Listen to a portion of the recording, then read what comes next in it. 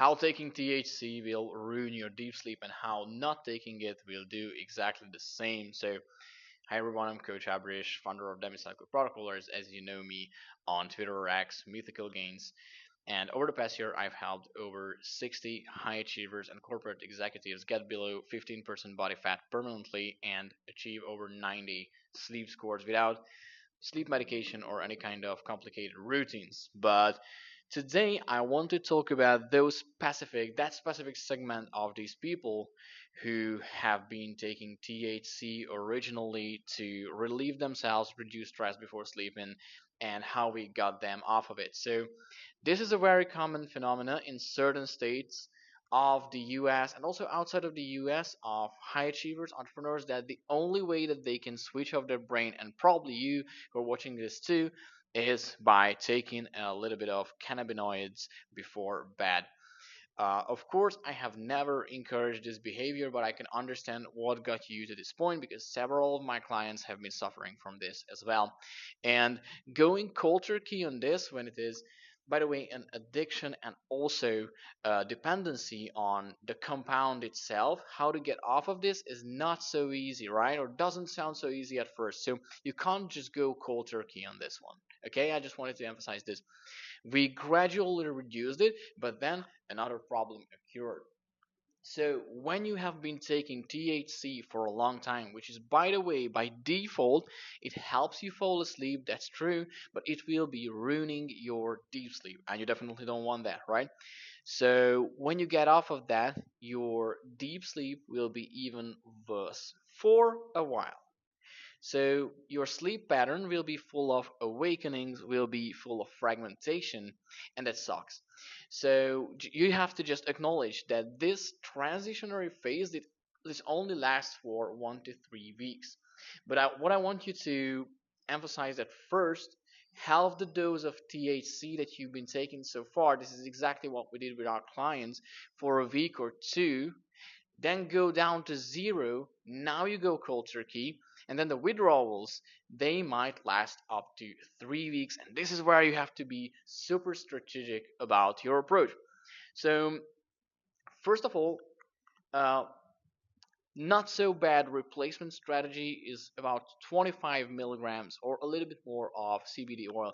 The ideal doses that vary from person to person, and that depends on a lot of your biomarkers, which I personally do not know through the camera. Of course, if we've been consulting or working together, I would have more data about you and I could tell you the proper doses of CBD oil that might be working for you. But this is not a requirement, okay? This is something that may help or may further reduce your deep sleep for 90% of people. Usually, this helps after getting off of THC, all right? But the thing is, you might notice effects of biphasic sleep. So what is biphasic sleep? So there will be two sleep stages or two main phases of your sleep and a large awakening in the middle.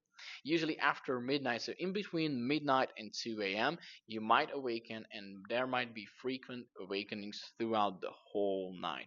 So how do we prevent this?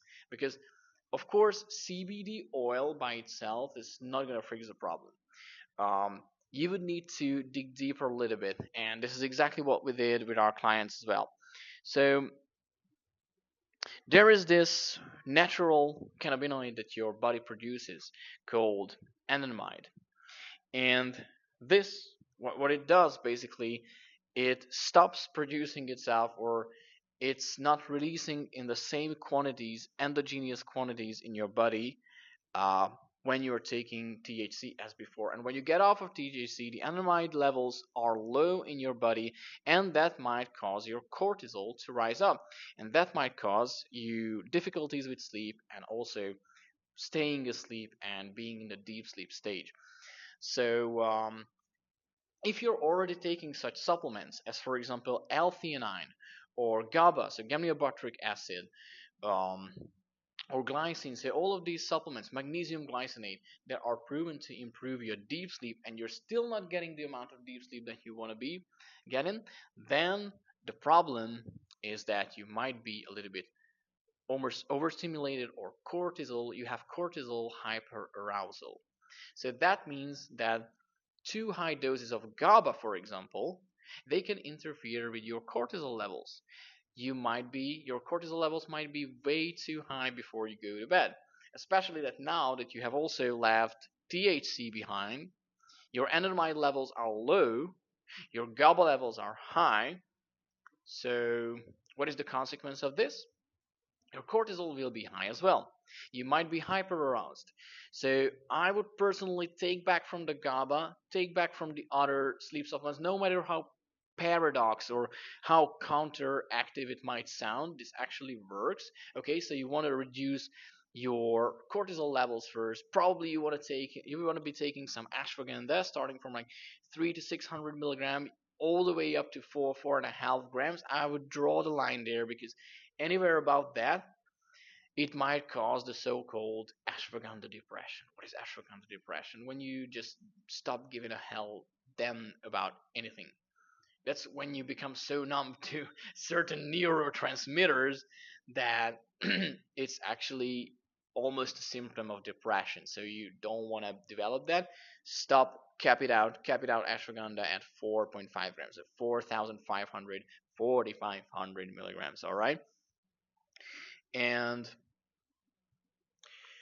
another thing that helps you reduce cortisol about at the quantities of 2 to 300 milligrams a day is phosphatidylserine, which is a cortisol suppressant that works together amazingly well with ashwagandha and the GABA and with taurine.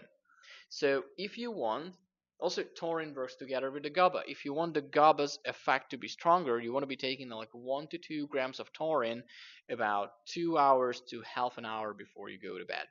Okay, so if you are struggling with getting off of THC and you finally got off of it and you finally went cold turkey on that and you're going through this transitionary period when your focus falls apart because you can't sleep at night and you have trouble actually staying asleep and it's difficult for you, then follow along this protocol. This has been proven and tested through dozens of my clients who have had this issue. All right, and it might be working for you as well. I can't tell you about the exact doses or the exact timing or many different lifestyle factors that I do not see in your life, but this has been proven and tested many times over and over again, and you might have to make your own personal adjustments, okay? And if you feel like you can't fix this problem yourself or you have tried and failed many times and you would rather have someone professional dial in your doses and monitor this process, uh, I'll just drop the link below. Let's book a call. Let's look at your current situation. And if you're really committed and you're serious and you're not a procrastinator, we can definitely talk about how we would fix this issue and other health problems for you over the course of the next 6 months. So, thanks for watching and listening. Hopefully, you have learned something useful today as well. And again, I'm not a supporter of using THC, but I completely understand if you have used it before. I'm also not affiliated with any kind of CBD oil products, but if they help you for a certain period of time, for 3 to 4 weeks until you come off of THC completely, then so be it. At the end of the day, what really matters is your lifestyle and how aligned you are with your circadian rhythm. So as long as you don't have that dialed in, don't expect major changes. So first lifestyle and then supplementation and biohacking and all the stuff that's built on top of that. So hope that makes sense. Hope you enjoyed this video and see you in the next one.